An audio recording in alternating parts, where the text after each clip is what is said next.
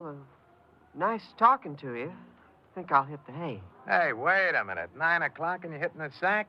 What kind of soldiers they turning out these days? 9 o'clock and he tells me bed. Kind of tired. You know how it is. Anyways, don't seem to be much doing around town. You, got a few bucks? I'll find you something to do, all right? Yeah? What? You name it. You want to gamble? Tired of that. Had 2 days of it at Las Vegas. How about women? You tired of that, too? You say that and you're no soldier, kid. Well, that's more my line. Hey, I know a spot on North Broadway. All you got to do is just snap your fingers and they come running. 10 cents a dance, drinks 35 cents. Not bad. Not bad at all. Sounds pretty good, all right. Come on, how about it, soldier? I don't know. Leg's bothering me pretty bad tonight. Shrapnel wound. What, room you in, General? 703. Maybe I'll drop around. Tomorrow. You be around? Sure. Okay. I'll knock on your door first. You might be having yourself some company, huh? I went up to my room, but I couldn't fall asleep. I kept thinking about my mother and father. I guess I cried some. I wished the door would open and they'd come into that stinking room and take me home. Of course. Frank, he called on me about 10 o'clock the next morning. I didn't like him much. I could tell he was a crook. But he made me feel, well, grown up and wise about everything. Mm-hmm. He had no money, so I bought him lunch and supper. That night, he took me to the dance hall over on North Broadway. Well, how do you like it, Chuck? Not bad, huh? Not bad at all. You wait till Darlene comes around. She'll send your eyeballs rolling. She'll have to be pretty good. I've been around, you know. Been around plenty. She's a little old. Says she's 27, but you can add another 10 to that. Oh, I like 'em older. You do? Yeah. Hey, here comes Darlene now. Darlene! Hello, Frankie. You want the money again? My friend here handles that department. Chuck, meet Darlene. Hiya, Chuck. I'm glad to know you. How about a dance, handsome? Who, me? What's the matter? You got telephone poles for legs or something? Shrapnel wound over in Korea. Dancing's out for a while. Yeah, see Alice over there by the railing. Hey, give me a couple of them tickets, Chuck. Oh, you bet. Here. Give you and Darlene a chance to get better acquainted.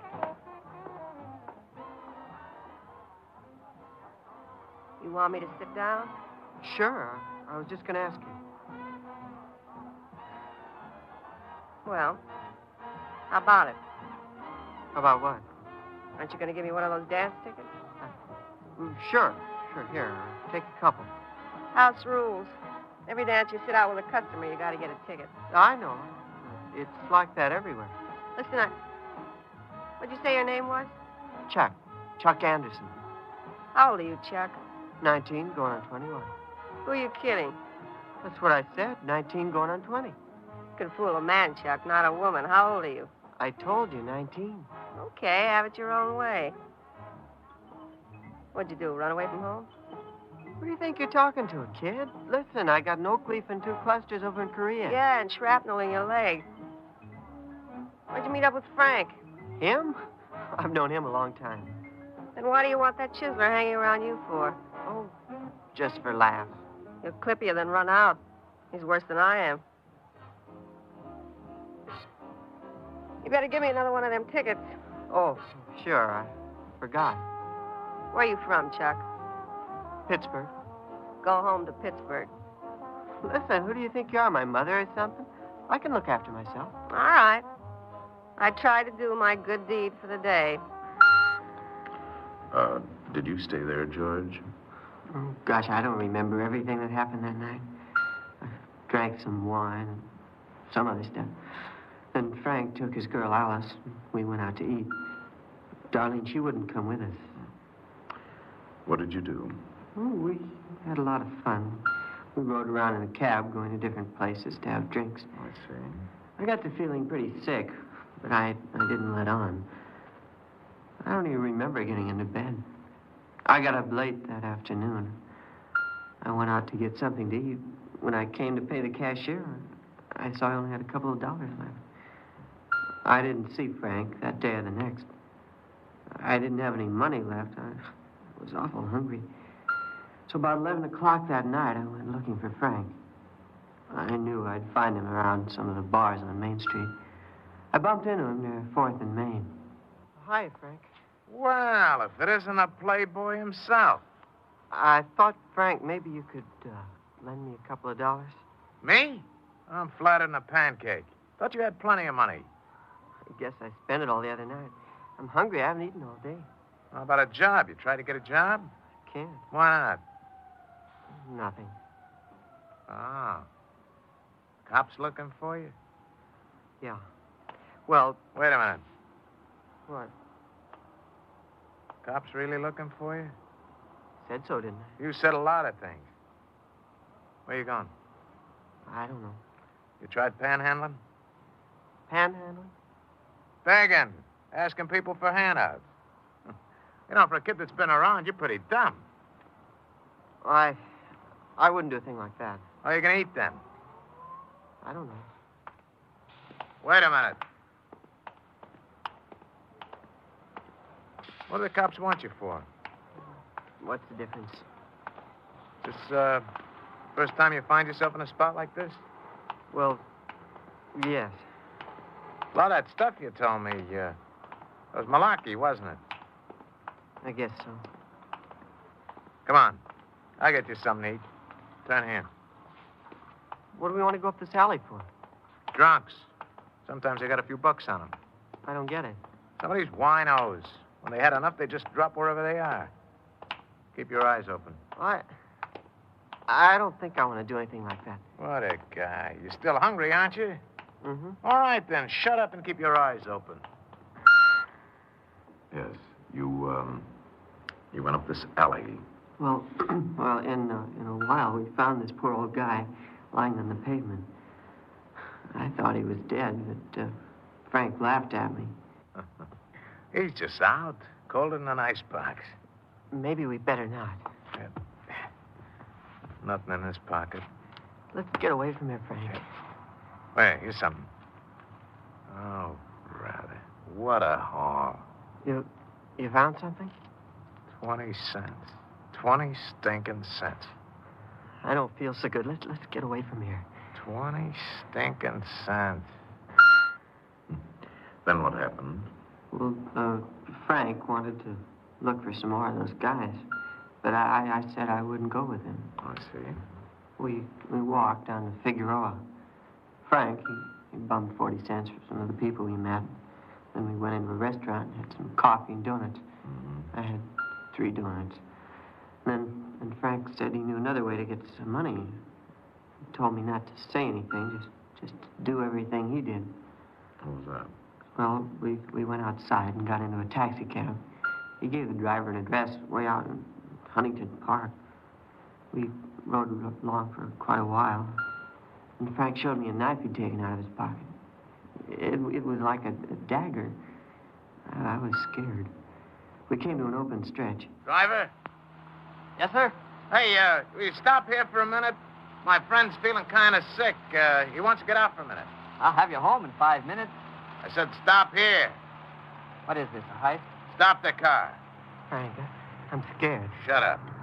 All right, get out of the car. Hand over your money. Why are you guys always picking on cab drivers? We're just working. Oh, just clean your pockets out. Here. $3. That all you got? That's all. Just got on duty when you guys came Why, up. you... I suppose I got to stand here now and wait for a lift back to town? Yeah, that's the way it goes, Buster. Must be some other way of making a living. Well, Frank was mad at me all the way back to Los Angeles. Said I was a yellow punk, and I didn't deserve to get any of the money. Did you get any of it? He gave me $1. When we got back to the city, we ditched the car, and we separated. And? Oh, I walked the streets for about an hour. I was thinking about everything that had happened in the last 3 days. 3 days. It was more like 3 centuries. Of course. I remember wishing that everything that had happened to me had just been a dream. I wanted to wake up and find myself home again. I wanted my mother. I don't know how it happened, but found myself in front of that dance hall on North Broadway. I went inside. Darlene, the girl I'd met there, Frank, she was sitting alone at the table. Hello. Oh, hi there, handsome. Buy me a drink? You remember me? Well, sure, I remember all of you. Sit down. I talked to the other night. I was with Frank. Oh, you were the kid who was living it up. I remember now. What's the matter, kid? You been crying? You've been crying. I robbed a guy tonight. How old are you? What's your real name? George Andrews. I'm 15. Today's my birthday. You run away from home? Yes. You better go back. Can't now. I mean, what I did tonight. That's right. You got a lot of nerve, George? I don't know. Walk up to the nearest cop and tell him. It's the best thing you can do. If I thought that's what she wanted, I'd do it. Your mother? Yes. That's exactly what she'd want you to do. Oh, that's it, kid. You can still cry. You're all right. Will you come with me? Sure, kid. Sure I will. Thanks. I'll tell you what. Maybe you'll buy me a drink first. Just for luck.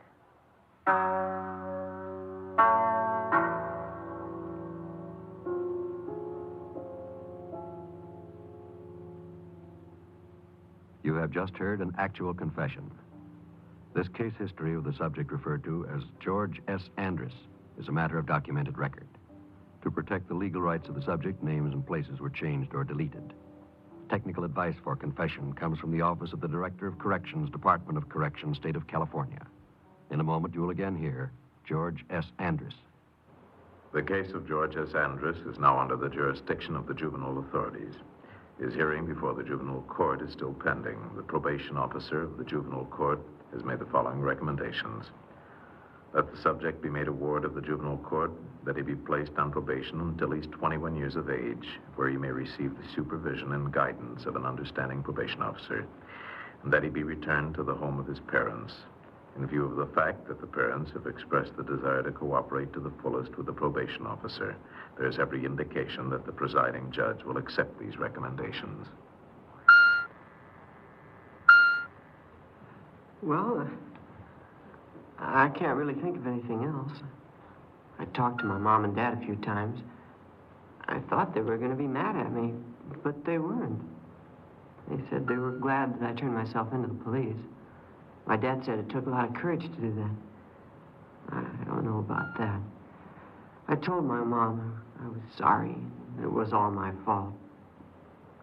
I don't know why, but when I said that, she just cried and cried. Well, that's all.